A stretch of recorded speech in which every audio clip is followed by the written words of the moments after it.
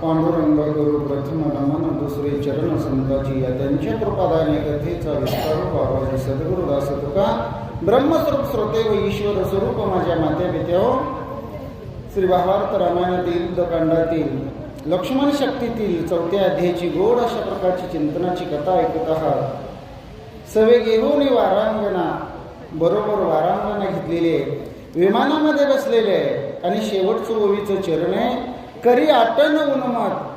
अटन म्हणजे न टळणार, उन्मत्त म्हणजे माजल्यासारखं वर्तन करणार.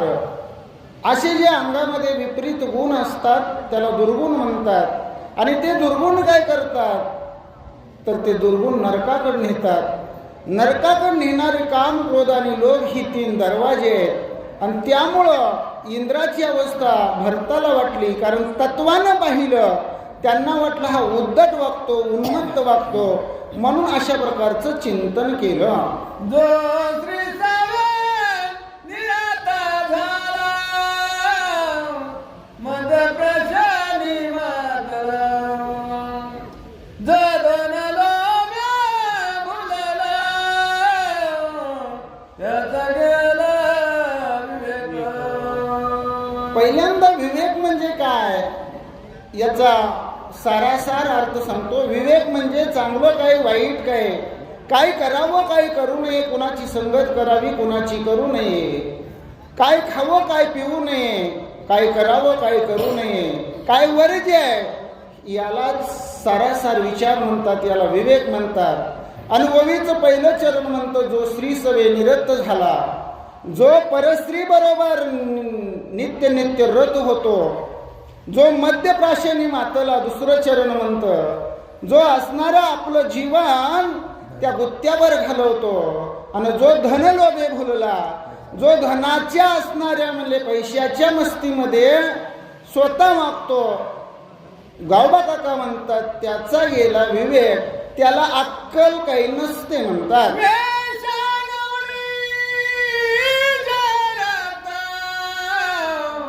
ते सर्वदा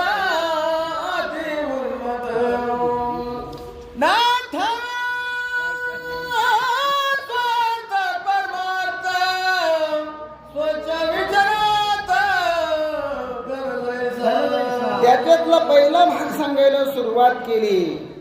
वेश्यागमनी जे रत ते सर्वदा अति उन्मत. उन्मत म्हणजे माजलेला, पण अति उन्मत म्हणजे मर्यादेच्या बाहेर माजलेला. मातला बोकड भलत्यावरी धावे न म्हणे आपपर, अशी ज्याची अवस्था असते असा म्हणले वेश्येच्या नादाला लागतो. आणि त्यामुळं काय होतं त्याला नाठवे स्वार्थ परमार्थ म्हणतात.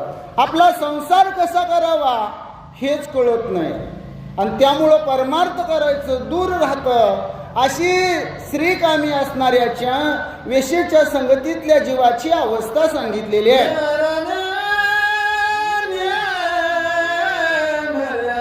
दिवसा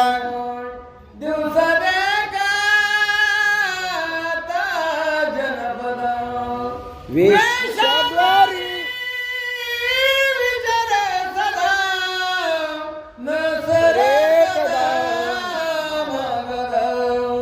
आता ते असणाऱ्या गाढवाचं चिंतन सांगितलं. गाढव काय करतं त्याला काहीच कळत नाही. म्हणजे दिवसा देखता जनपदा, बाबा इथं चावडी आहे, इथं माणसं बसलेली आहेत, इथं समाज आहे, हे परमार्थाचं ठिकाण आहे, इथं मंदिर आहे, इथं गाढवाला काहीच कळत नाही. म्हणजे ते गाढव त्या गाढविणीच्या पाठीमागे लागलेलं असतं आणि त्याला काहीच कळत नाही.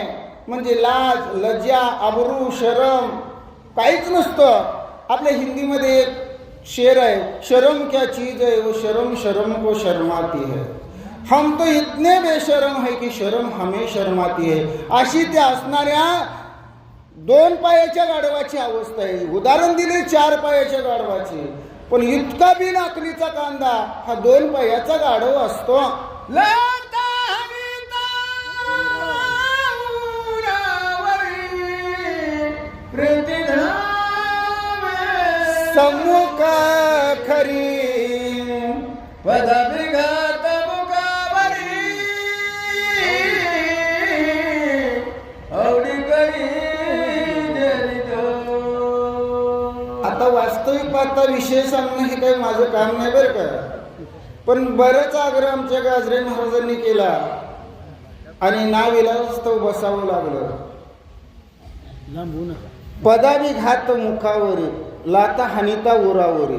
आता ती लाता काय करते, उरावर हाणते म्हणतात. गाडवीन काय करते, गाडविनीच्या पाठीमागं पळतं, पळता पळता तिच्या उड्या हाणताना तिचे मागचे पाय त्याच्या तोंडावर लागतात. हे 4 पायाच्या गाडविनीचं झालं. पण परत लगेच ओवीमध्ये चरण काय येतं, मुखाविघात. ते असणारं आपल्या काय करतं, तर हृदयावर जेलतं आणि पाऊल जाऊन येदी दुरी. ते पायच दुसरीकडे जाऊ देत नाही. हान लाता म्हणतो, किती हाणायच्या आहेत तेवढ्या. म्हणे जन्मांतरीची बळली बागे तरीचे पाद कमाळ धरली लागे. दैवे दंडिनी या बागे व्रतवर हागे करताती.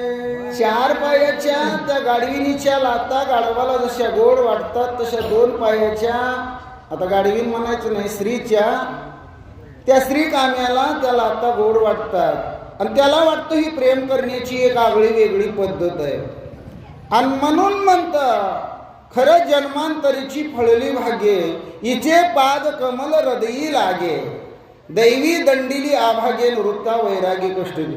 आज खरोखरच माझं भाग्य उदयाला आलं म्हणून मार खायला मिळतो, ही तिची एक प्रेमाची पद्धत आहे.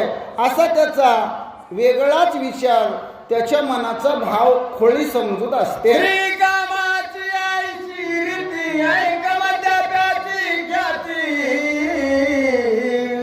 व्यसन बदलची संपत्ती सोयवती जगनिंद्या. गावबा काका म्हणतात, श्रीकामाची आईशी रीती आहे बाबानो. आणि लगेच ऐक म्हणले, ऐका नाही, ऐक मद्य पियाची स्थिती. आपण ऐका म्हणजे कोणाला सांगतो, विषय सगळ्यांच्याकडेच आहे. कुणाचाच विषय कुणालाच कधीच सुटलेला नाही. किती मोठा बुवा असू द्या, आचार्य असू द्या, महंत असू द्या, कुणी कुठलाही आदेश सांगणार असू द्या, किती विद्वान असू द्या, काही असू द्या, त्याला विषय सुटतो का? कारण पंचमहाभूताचा गोंधळ केला, एके ठाई मेळ लाविला सबळ अहंकार त्या पाठी. अहंकार कधी निघत नाही पंचविषय, कारण पंच ज्ञानेंद्रिय आणि पंच कर्मेंद्रिय म्हणले त्यांचे ते विषयच आहे. आणि अशा प्रकारची अवस्था आहे. म्हणून गावबा काका म्हणतात, ऐक मद्यपियाची स्थिती, वेचोनी पदरची संपत्ती. पदरचे पैसे खर्च करायचे आणि सोये होती जगनिंद्य. लोकांचं नाव ठेवून घ्यायचं, असं दारू पिणाऱ्या जीवाची अवस्था सांगितलेली आहे.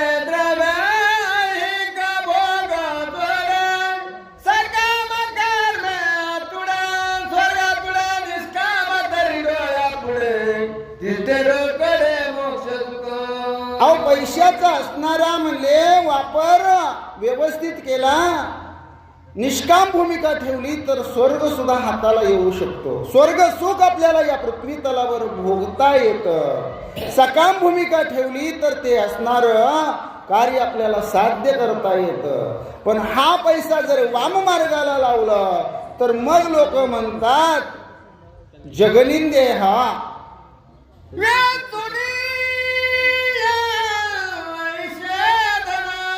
करिता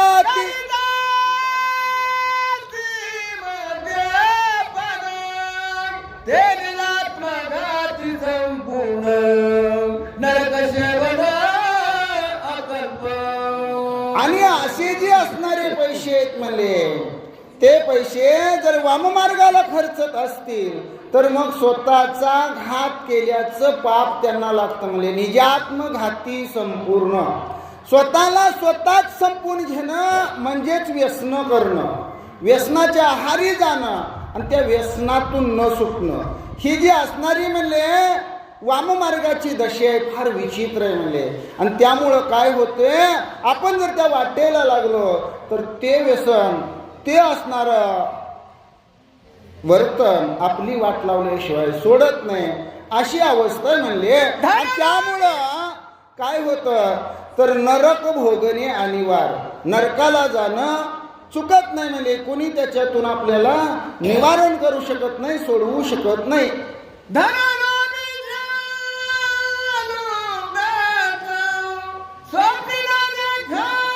ती सुख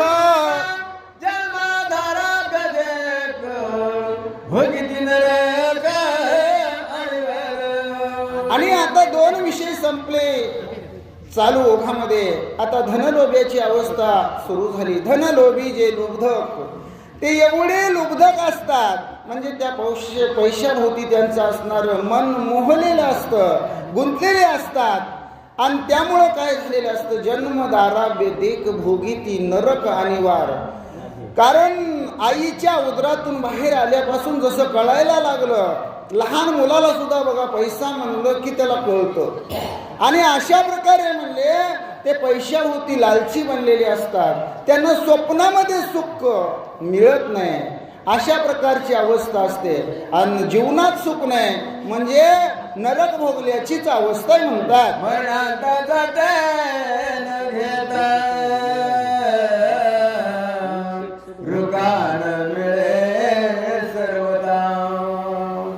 तथापि सायास करिता आळस चित्ता उपजना. मरणांत झटे घेता.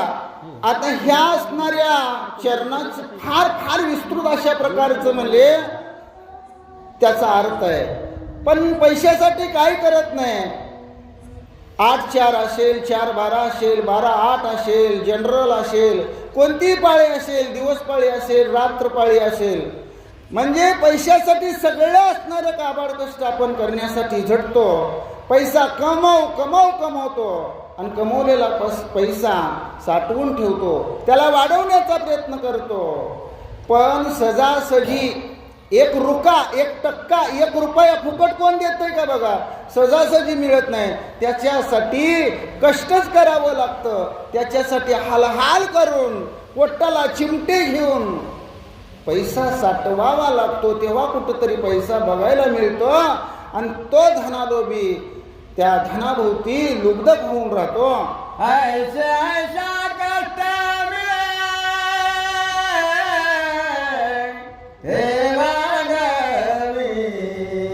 उपाय बळे निज शरीर कष्ट विले येणे. ओवीचं पहिलं चरण म्हणतं ऐसे आयशा कष्टे मिळे. असं भरपूर कष्ट करून साठवलेलं मिळवलेलं धन ते आपण काय केलं पाहिजे, जोडून या धन उत्तम व्यवहारे उदास विचारे वेच करे. अशा प्रकारे केलं ते धन परमार्थाला लावलं तर मग त्याचा योग्य विनियोग होतो, वापर होतो. पण ते आपण जर व्यसनाकडे जोडलं तर मग काही विलाज नाही म्हणतात. या असणाऱ्या शरीराची मातीच होते.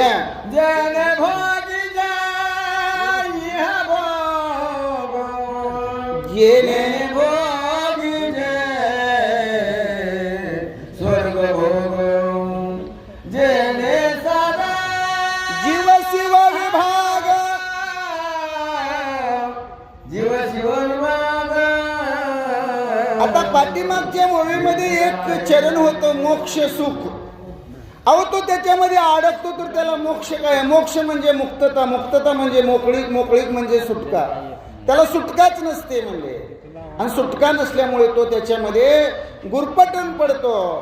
आणि मग हे पैसा कसं आहे म्हणले, या पैशानं चांगला वापर केला तर हित सुख मिळतं. याच पैशाच्या जीवावर सदुपयोग केला, परमार्थामध्ये वापरलं तर स्वर्गाला जाता येतं. जिथं म्हणले जीवा शिवाची पदवी आपल्याला प्राप्त होते.